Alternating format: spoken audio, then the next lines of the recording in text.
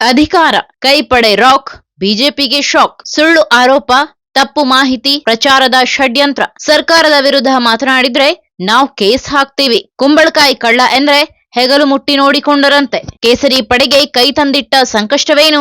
ರಾಜ್ಯ ಸರ್ಕಾರದ ಮೇಲೆ ಬಿಜೆಪಿಯ ಆರೋಪಗಳೇನು? ರಾಜ್ಯ ಸರ್ಕಾರದ ಬಗ್ಗೆ ತಪ್ಪು ಮಾಹಿತಿ, ತಿರುಚುವಿಕೆ ಹಾಗೂ ಸುಳ್ಳು ವಿಚಾರಗಳನ್ನು ಬಳಸಿಕೊಂಡು ದೃಶ್ಯ ಮತ್ತು ಮುದ್ರಣ ಮಾಧ್ಯಮಗಳಲ್ಲಿ ಪ್ರಚಾರ ಮಾಡಿದ್ದಕ್ಕಾಗಿ ವಿರೋಧ ಪಕ್ಷ ಬಿಜೆಪಿ ವಿರುದ್ಧ ಮಾನನಷ್ಟ ಮೊಕದ್ದಮೆ ಹೂಡಲು ರಾಜ್ಯ ಸರ್ಕಾರ ನಿರ್ಧರಿಸಿದೆ. ಕಳೆದ ಮೇ 20ರಂದು ಕಾಂಗ್ರೆಸ್ ನೇತೃತ್ವದ ರಾಜ್ಯ ಸರ್ಕಾರ 2 ವರ್ಷಗಳನ್ನ ಪೂರೈಸಿದ ಸಂದರ್ಭದಲ್ಲಿ ಕಾಂಗ್ರೆಸ್ ಸರ್ಕಾರ ಎಲ್ಲ ರಂಗದಲ್ಲಿ ವಿಫಲವಾಗಿದೆ ಎಂದು ಬಿಜೆಪಿ ಆರೋಪಿಸಿತ್ತು. ಅಲ್ಲದೆ ರಾಜ್ಯ ಸರ್ಕಾರದ 2 ವರ್ಷಗಳ ವೈಫಲ್ಯಗಳ ಬಗ್ಗೆ ಆರೋಪ ಪಟ್ಟಿ ಎಂಬ ಶೀರ್ಷಿಕೆಯಡಿ ಮಾಧ್ಯಮಗಳಲ್ಲಿ ಪ್ರಚಾರ ಮಾಡಿತ್ತು. ಬಿಜೆಪಿ ವಿರುದ್ಧ ಕೋರ್ಟ್ ಮೆಟ್ಟಿಲೇರಿದ ಕೈಪಡೆ.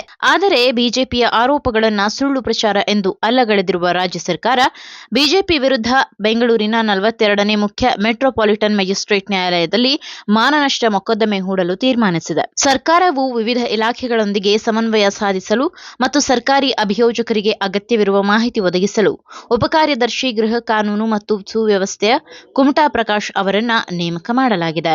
ಅಲ್ಲದೆ ಈ ಪ್ರಕರಣವನ್ನ ನಿರ್ವಹಿಸಲು 67ನೇ ಸಿಟಿ ಸಿವಿಲ್ ಮತ್ತು ಸೆಷನ್ಸ್ ನ್ಯಾಯಾಲಯದ ಸರ್ಕಾರಿ ವಕೀಲ ಬಿಎಸ್ ಪಾಟೀಲ್ ಮತ್ತು ಬೆಂಗಳೂರಿನ 61ನೇ ಸಿಟಿ ಸಿವಿಲ್ ಮತ್ತು ಸೆಷನ್ಸ್ ನ್ಯಾಯಾಲಯದ ವಕೀಲರಾದ ಶೈಲಜಾ ನಾಯಕ್ ಅವರನ್ನ ನಿಯೋಜಿಸಿದೆ. ಕುಮಟಾ ಪ್ರಕಾಶ್ ಹೊರಡಿಸಿರುವ ಅಧಿಸೂಚನೆಯ ಪ್ರಕಾರ ಸರ್ಕಾರವು ಸಿಬ್ಬಂದಿ ಮತ್ತು ಆಡಳಿತ ಸುಧಾರಣಾ ಇಲಾಖೆ ಡಿಪಿಎಆರ್ ಕಾರ್ಯದರ್ಶಿಗೆ ದೂರು ಸಲ್ಲಿಸಲು ಅಧಿಕಾರ ನೀಡಲಾಗಿದೆ.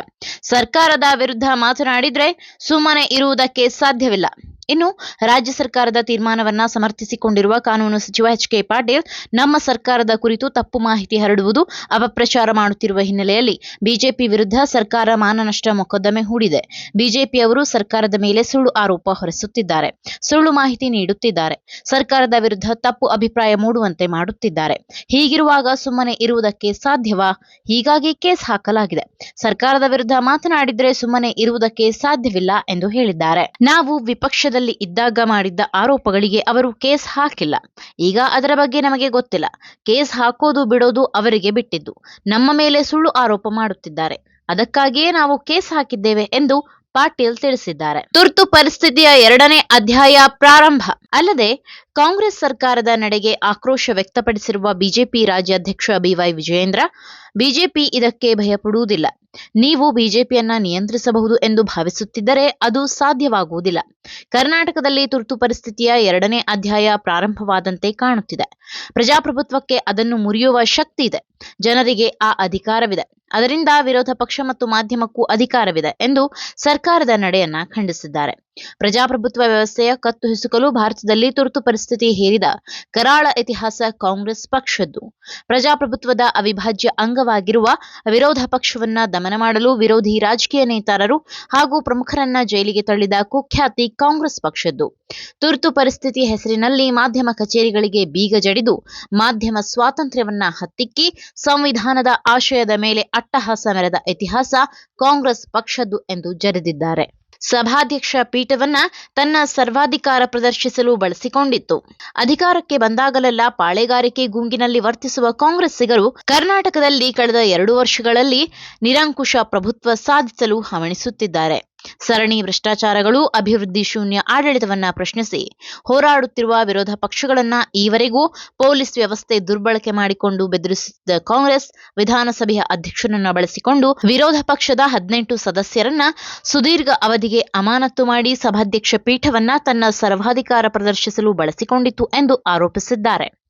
ಇದೀಗ ಸಾಧನೆಯ ಹೆಸರಿನಲ್ಲಿ ರಾಜ್ಯದ ಜನರಿಗೆ ಸುಳ್ಳು ಹೇಳಲು ಹೊರಟು ಬರಿದಾಗಿರುವ ಬೊಕ್ಕಸವನ್ನ ಮತ್ತಷ್ಟು ಬರಿದು ಮಾಡಲು ದುಂದುವೆಚ್ಚದಲ್ಲಿ ಸಾಧನಾ ಸಮಾವೇಶ ಮಾಡಲು ಹೊರಟ ಜನವಿರೋಧಿ ನಡೆಯನ್ನ ಪ್ರಶ್ನಿಸಿ ಒಂದು ಜವಾಬ್ದಾರಿಯುತ ವಿರೋಧ ಪಕ್ಷವಾಗಿ ಭಾರತೀಯ ಜನತಾ ಪಾರ್ಟಿ ಮಾಧ್ಯಮಗಳ ಮೂಲಕ ಜಾಹೀರಾತು ಬಿಡುಗಡೆ ಮಾಡಿದರೆ ಅದರಿಂದ ವಿಚಲಿತಗೊಂಡು ಮಾನನಷ್ಟ ಮೊಕದ್ದಮೆ ಹೂಡಲು ಹೊರಟಿದೆ ಎಂದು ವಿಜಯೇಂದ್ರ ಕಿಡಿಕಾರಿದ್ದಾರೆ. ಕುಂಬಳಕಾಯಿ ಕಳ್ಳ ಎಂದರೆ ಹೆಗಲು ಮುಟ್ಟಿ ನೋಡಿಕೊಂಡರಂತೆ. ಇದಕ್ಕೆ ಸರ್ಕಾರದ ವ್ಯವಸ್ಥೆ ಹಾಗೂ ಅಧಿಕಾರಿಗಳನ್ನ ನಿಯೋಜಿಸುವ ಮೂಲಕ ಇದೇ ಪ್ರಥಮ ಬಾರಿಗೆ ಕರ್ನಾಟಕದಲ್ಲಿ ವಿರೋಧ ಪಕ್ಷ ಹಾಗೂ ಮಾಧ್ಯಮದವನ್ನ ಬೆದರಿಸುವ ಕರಾಳ ಅಧಿಸೂಚನೆ ಹೊರಡಿಸಿದೆ.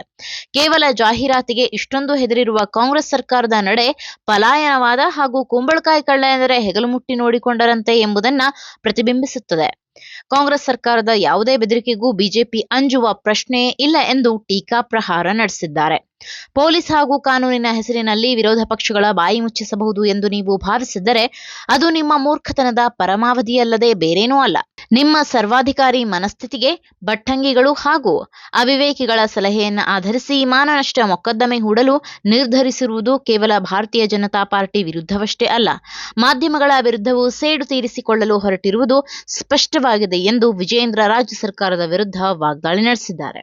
ನಾನು 86 kg ಇದ್ದವಳು 71 kg ಬಂದಿದ್ದೀನಿ. ವಯಸ್ಸಾದ್ಮೇಲೆ ಸ್ಮಾರ್ಟ್ ಆಗಿ ಕಾಣ್ತೀರಾ ಅಂದ್ರೆ ಜಿನ್ನಿ. 126 kg ವೇಟ್ ಇದ್ದು ನಾವು ಈಗ 114 kg ಲೆಕ್ಕ ಬಂದಿದ್ದೀವಿ. ಯಾವುದೇ ಸೈಡ್ ಎಫೆಕ್ಟ್ ಆಗಿಲ್ಲ. 84ರಿಂದ 50 kg ಬಂದೆ, ಆಮೇಲೆ ಸಣ್ಣಗೆ ಫಿಟ್ ಆಗಿದ್ದೀನಿ. ಅದಕ್ಕೆ ನಾನು ಯೂಸ್ ಮಾಡ್ತಾ ಇರೋದು ಜೀನಿ ಸ್ಲಿಮ್. ಬೆಂಗಳೂರಿನ ಬೆಸ್ಟ್ ನೀಟ್ ಕೋಚಿಂಗ್ ಅಕಾಡೆಮಿ ಅಂದ್ರೆ ಎಕ್ಸಲೆನ್ಸ್ ನೀಟ್ ಅಕಾಡೆಮಿ.